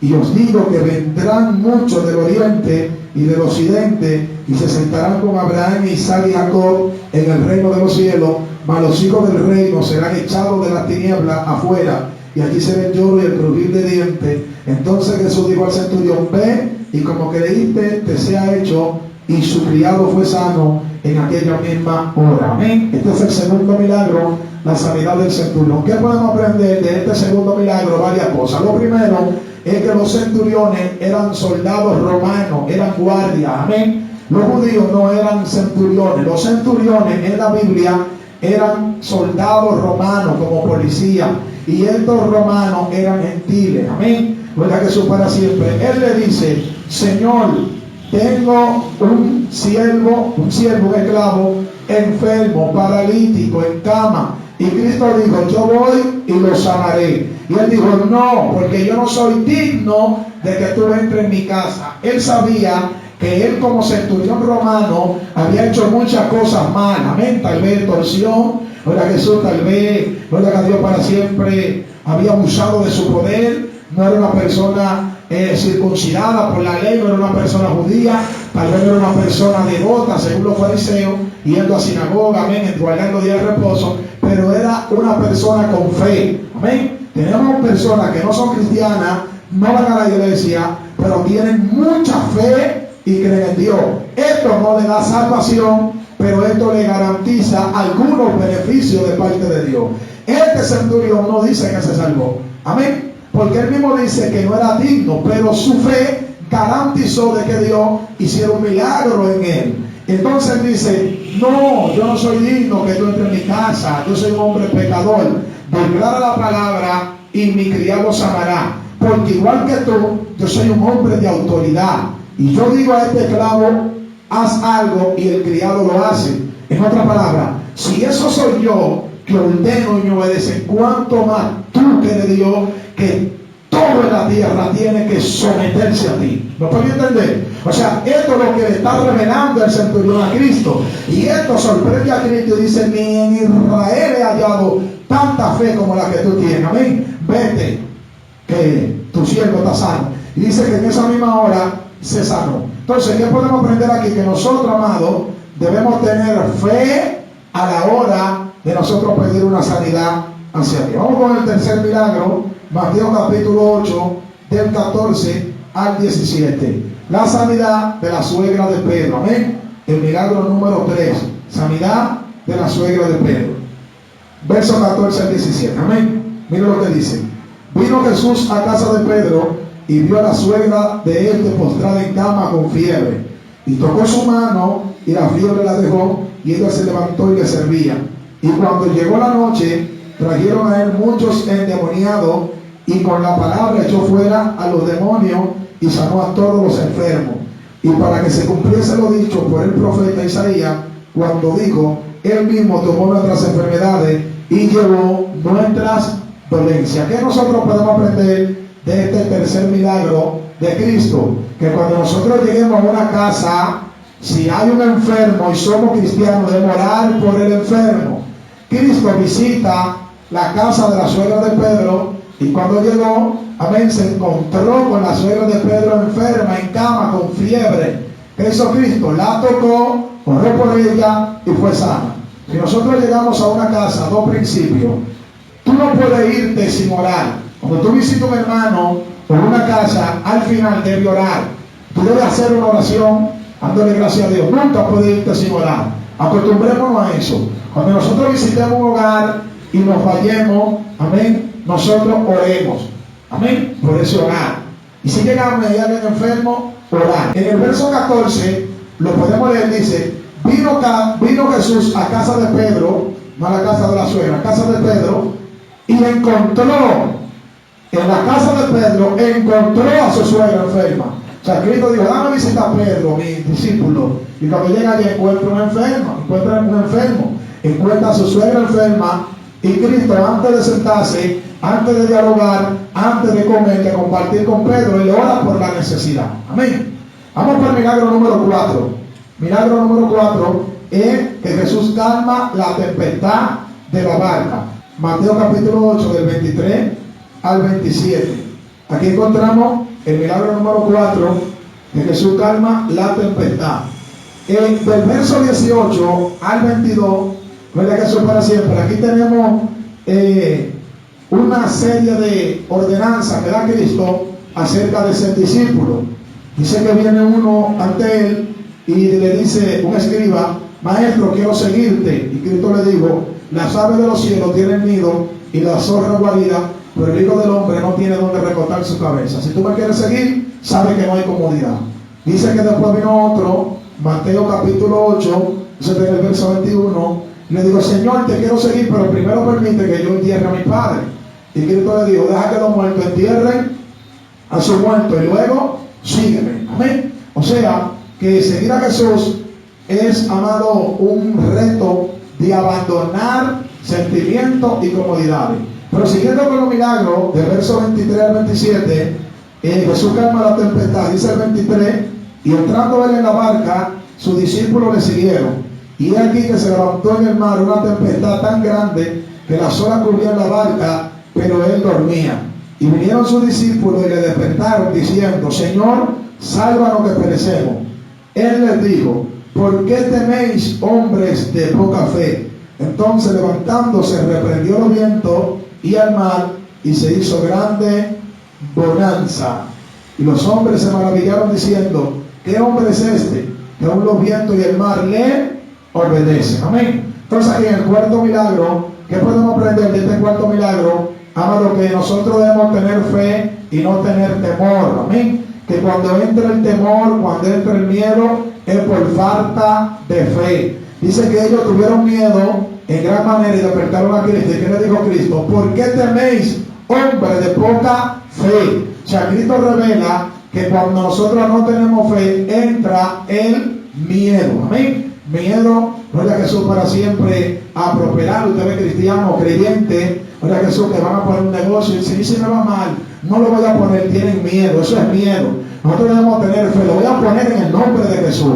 Yo voy a hacer esto en el nombre de Jesús. Yo voy a avanzar en el nombre de Jesús. Y eso es tener fe en lo que nosotros vamos a hacer. Amén. Porque el miedo es atraído por la duda a través de las cosas. Entonces Cristo reprende el mar, el viento y obedece la naturaleza. El milagro número 5, para terminar con el capítulo 8 de Mateo, es la liberación de dos endemoniados. Amén. Conocido como los dos endemoniados gadarenos. Amén. Eso está en Mateo capítulo 8, del 28 al 34. Amén. Gloria a Jesús, del 28 al 34. Dice el 28.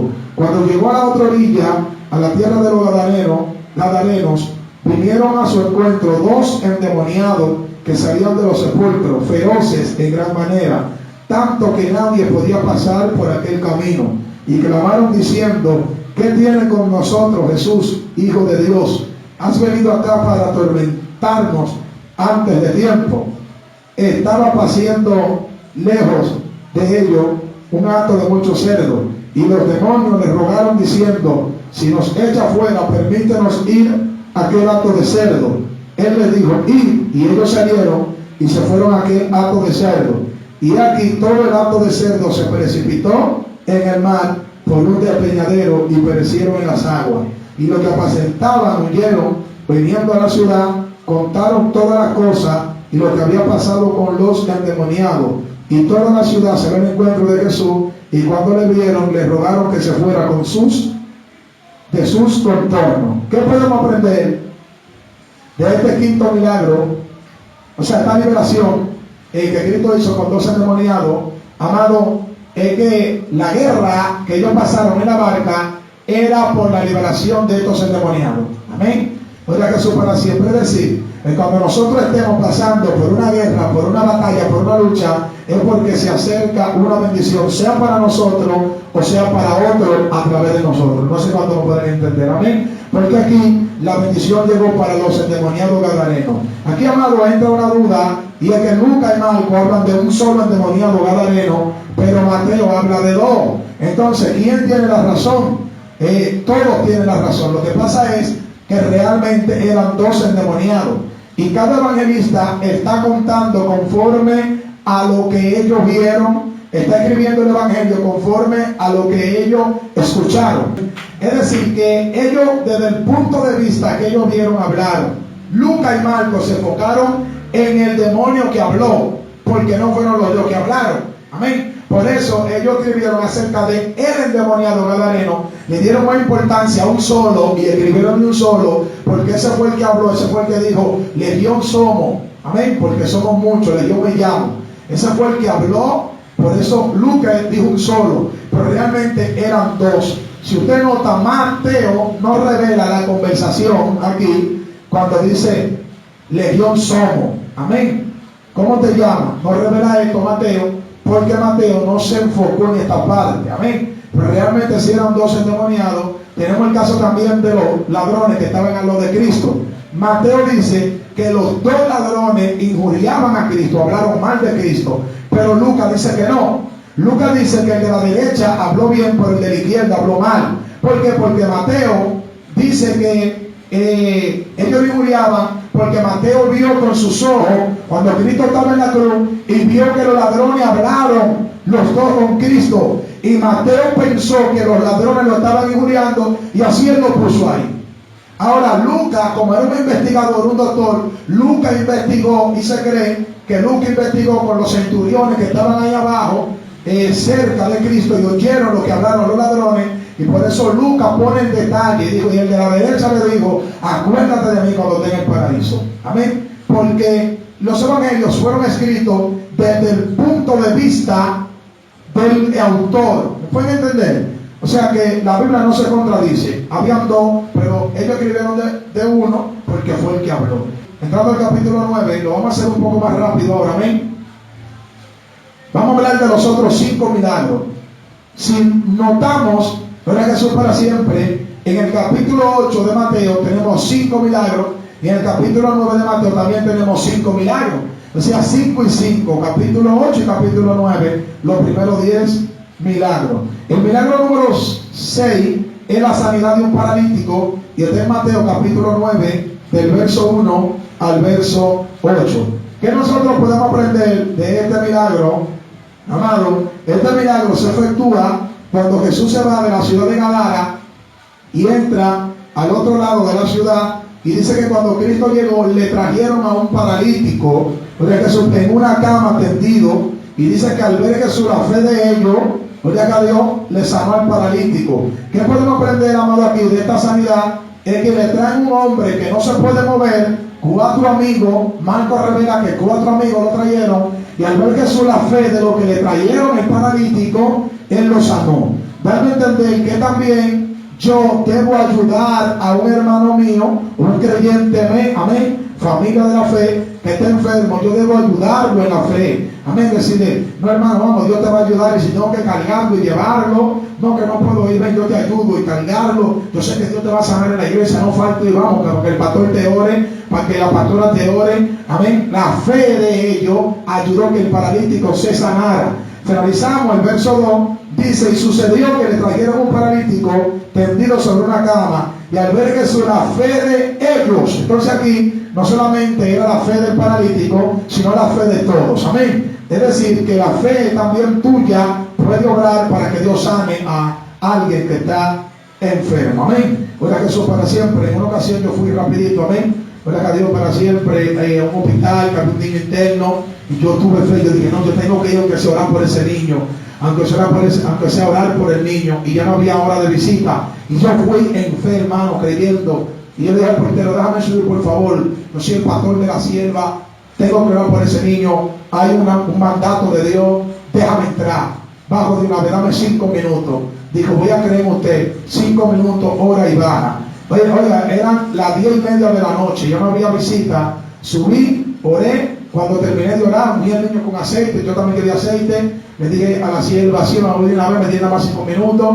Dios me mandó a orar, mañana usted se va, yo tengo la fe, al otro día le di el de alta, amén, gloria a Dios para siempre, no solamente por la fe de la sierva, sino por la fe que yo tuve. Entonces aquí, amado, este paralítico fue traído por amigos que tuvieron fe de que Cristo lo iba a sanar, y dice que viendo Jesús la fe de ellos, amén, hizo el milagro. Ahora, entrando en el milagro, amado, número 7, gloria a Jesús, eso está en Mateo capítulo 9 del 18 al 26, tenemos el milagro número 7 y el milagro número 8. En estos mismos textos bíblicos, ahí tenemos los 2 milagros, el 7 y el 8. El 7 la sanidad de la mujer del flujo de sangre, y el 8 es la resurrección de la hija de Jairo. ¿Qué podemos aprender, hermano, de estos 2 milagros? Primero, con la mujer del flujo, y es que esta mujer acudió a otros medios para ser sanada antes que Jesús. Recuerden que el primer milagro, cuando Cristo sanó al leproso, explicamos que el leproso vino primero ante Jesús antes de ir a donde los sacerdotes.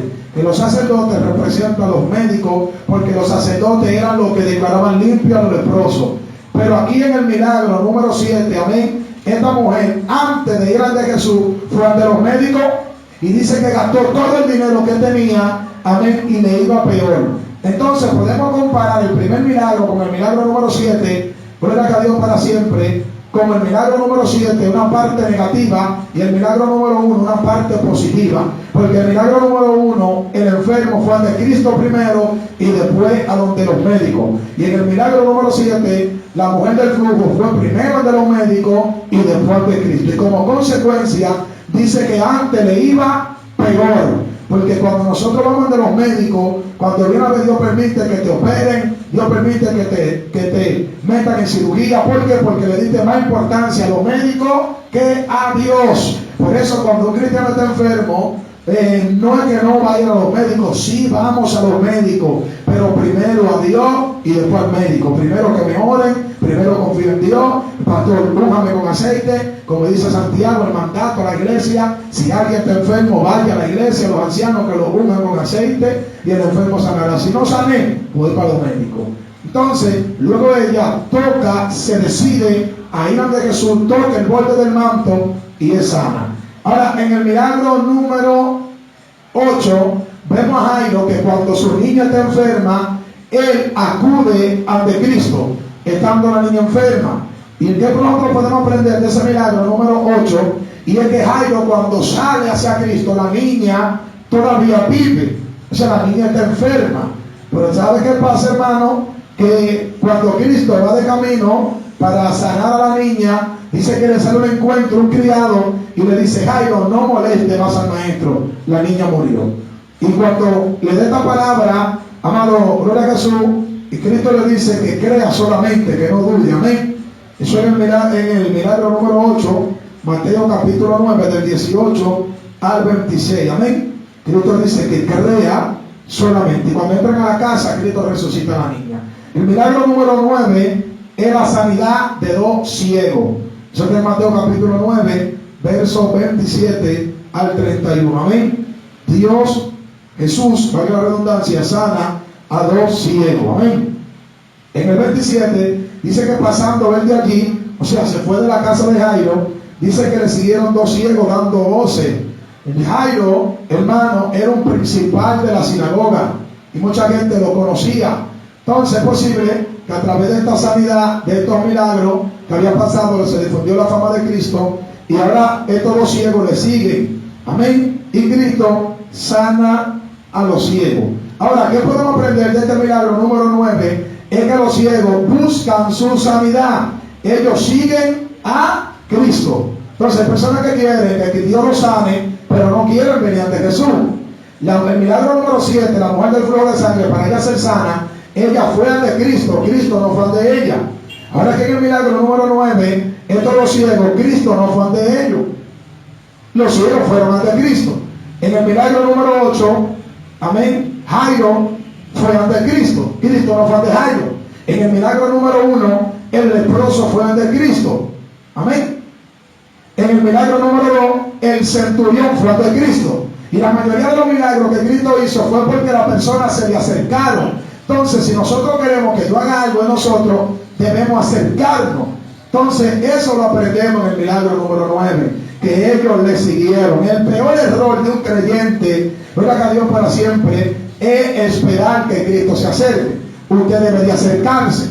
Santiago 4:8 dice: acercaos pues a Dios y Él se acercará a vosotros. Dice que ellos no solamente se acercaron, sino que clamaron y dijeron: Jesús, hijo de David, ten misericordia de mí. Eso también lo aprendemos en el milagro número 9, que no solamente seguir a Cristo, sino clamar. Yo clamo, y si siento el dolor sigo clamando y sigo clamando, porque hay milagros que son procesivos. Amén. Que a usted se le ora y usted no es sano de una vez, pero usted se va sanando. A mí me ha pasado, yo he sentido dolores y me tiro de rodillas: Señor, he clamado a Dios, sáname, pasa tu mano sanadora, y me quedo ahí tranquilito, amén, sereno, callado, dándole gracias a Dios, y chin a chin me voy sanando, chin a chin Dios va pasando su mano sanadora, y poco a poco Dios va restaurando. Lo que entender que hay milagros que son paulatinamente, amén. Hay milagros que Dios lo hace al instante, de una vez, pero hay otros que son por procesos, amén. Por proceso, que no de una vez, y tenemos que seguir clamando. Aunque clamemos, seguir clamando. Ellos clamaron: Jesús, hijo de David, ten misericordia de mí. Siguieron clamando hasta que Jesús lo escuchó y lo sanó. El último milagro, el milagro número 10, es la sanidad del mudo, el hombre mudo. Eso está en Mateo capítulo 9, verso 32 al 34, amén. La sanidad del mudo, un hombre mudo que no podía hablar, Cristo lo sanó. Del 32 al 34. Y este es el milagro número 10, amén. Y dice que cuando salían ellos, gloria a Dios para siempre, del lugar, el verso 32, dice: mientras salían ellos, gloria a Jesús para siempre. ¿Quiénes ellos? Los ciegos. Eso lo podemos ver en el verso 30, lo voy a leer en secuencia. Mateo 9:30, dice el 30: y los ojos de ellos fueron abiertos, ese es el milagro número 9, los 2 ciegos, y Jesús les encargó rigurosamente diciendo: mirad que nadie lo sepa. Verso 31: pero salido ellos, este es el contexto, divulgaron la fama de él por toda aquella tierra. 32: mientras salían ellos, ¿quiénes ellos? Los ciegos. O sea, los que están saliendo son los ciegos. ¿De dónde? Del lugar donde Cristo lo había sanado. Cristo les dijo: no se lo digan a nadie, pero al contrario, ellos lo divulgaron. Y a causa de divulgar el milagro, dice que cuando ellos salieron, aquí le trajeron un mudo endemoniado. Gloria a Jesús. ¿Qué podemos aprender aquí? Que no es solamente una sanidad, sino una liberación también, porque este hombre mudo no podía hablar, tenía un demonio que lo agarraba, amén, las cuerdas vocales, para que no hablara, amén. Recuerden que cuando hablamos del milagro, gloria a Jesús para siempre, el número 5 de los endemoniados gadarenos, tocamos el punto que el demonio habló, amén, por boca de uno de los gadarenos. O sea que los demonios tienen la facultad de tomar dominio de las cuerdas vocales de lo que poseen. En los gadarenos habló, pero aquí en este hombre lo puso mudo. O sea, hay personas que cuando están endemoniadas se quedan mudas. Hay personas que tienen una manifestación demoníaca que duran hasta una semana o más. Amén. Entonces, por acaso para siempre, dice que él echó fuera al demonio y el mudo habló. El verso 33. Y la gente se maravillaba y decía que nunca habían visto cosas semejantes en Israel, porque Cristo predicaba con señales, Cristo predicaba con contundencia, milagros y prodigios. Ahora bien, oiga Jesús, ya para terminar, ya terminamos los 10 milagros. El capítulo 8 y el capítulo 9 de Mateo revelan los primeros 10 milagros de Cristo según Mateo, divididos 5 milagros en el capítulo 8 y 5 milagros en el capítulo 9. Se ha Cristo Jesús glorificado. Algunos dicen, amados, que estos son como representación de los 10 mandamientos, ¿verdad? Jesús para siempre, ya que fueron 10 mandamientos, divididos también 5 y 5, 5 hacia Dios, 5 hacia los hombres. Amén. Pero eso es un poco más profundo de explicar, después le hablo de eso. Entonces, amados, tenemos los primeros 10 milagros de Cristo. Ahora, en el capítulo 9 pasaron algunas situaciones que no mencioné, porque el enfoque del capítulo 8 y el capítulo 9 son los milagros de Cristo. Ahora, ¿cuáles eventos pasaron en estos capítulos que yo no mencioné? ¿Verdad? Que Dios para siempre, del capítulo 9. Por ejemplo, en el verso 9 al verso 13 está el llamado de Mateo. Dice que era publicano y Dios lo llamó, por acaso, al arrepentimiento. ¿Y qué otro evento podemos ver? La terminación del capítulo 9, el mandamiento que la mies es mucha y los obreros son pocos. Desde el verso 35 al 38, que dice: recorría Jesús todas las ciudades y aldeas, enseñando en la sinagoga de ellos y predicando el evangelio del reino y sanando toda enfermedad y toda dolencia en el pueblo. Y al ver a las multitudes, tuvo compasión de ellas, porque estaban desamparadas, dispersas, como ovejas que no tienen pastor. Entonces dijo a sus discípulos: a la verdad, la mies es mucha y los obreros pocos. Rogad pues al Señor de la mies que envíe obrero a su mies. Aquí vemos la enseñanza de que nosotros, amados, debemos rogar a Dios para que Dios envíe personas en la obra del evangelismo para que se predique el evangelio. Dios le bendiga y Dios le guarde.